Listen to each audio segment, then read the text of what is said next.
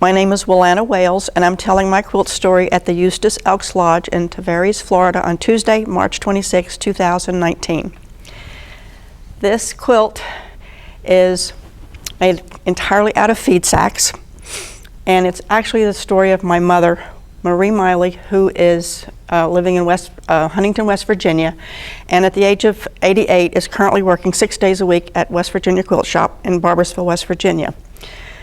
In 1956, she went home to a little town called Whitwell, Tennessee, near Chattanooga, to help my grandfather when my grandmother passed away. And he's a carpenter, and she found a quilt top covering his saw. And she said, "Daddy, can I have that quilt top?" He said, "Now, honey, I need that. It's covering my saw." So Mom went into town and bought a bed sheet and came back home and talked him into trading. So she brought this home, and as you might imagine, there were a lot of holes and rust spots as a result of it protecting a saw, which was very valuable.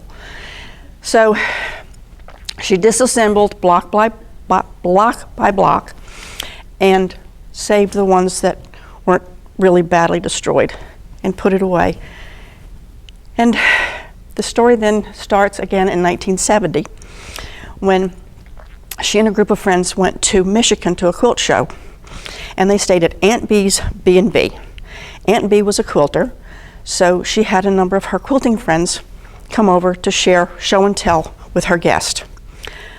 Mom became very excited when she spotted this fabric in one of the blocks in a sampler quilt that was being exhibited by one of the other ladies.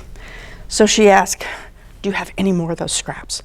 My mother, this is a wall hanging to my mother. A quilt to her is king size.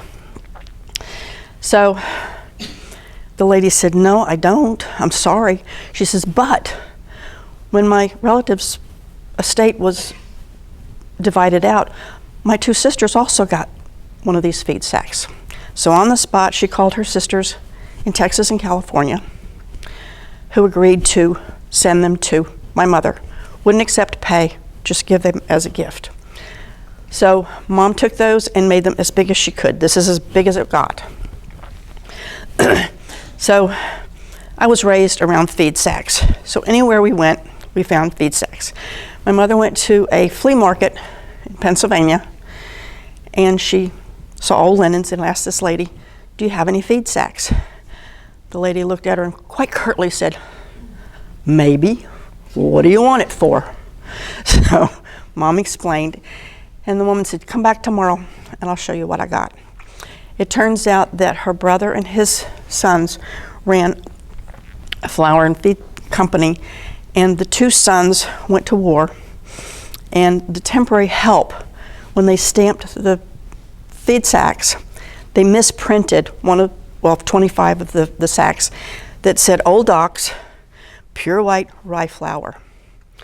So the woman said, Mom said, "Can I buy it?" And she said, "No, but I'll give it to you if you promise that it's not going to be used as a rag." So Mom promised. It was handed down to me in the late 70s. Each year when my sons came to West Virginia to hunt with my brother, my oldest son, Lance, claimed this as the one he was going to sleep under. And he was a self-proclaimed bachelor from his teenage years. And so my mother said, "When you get married, Lance, you can have that quilt."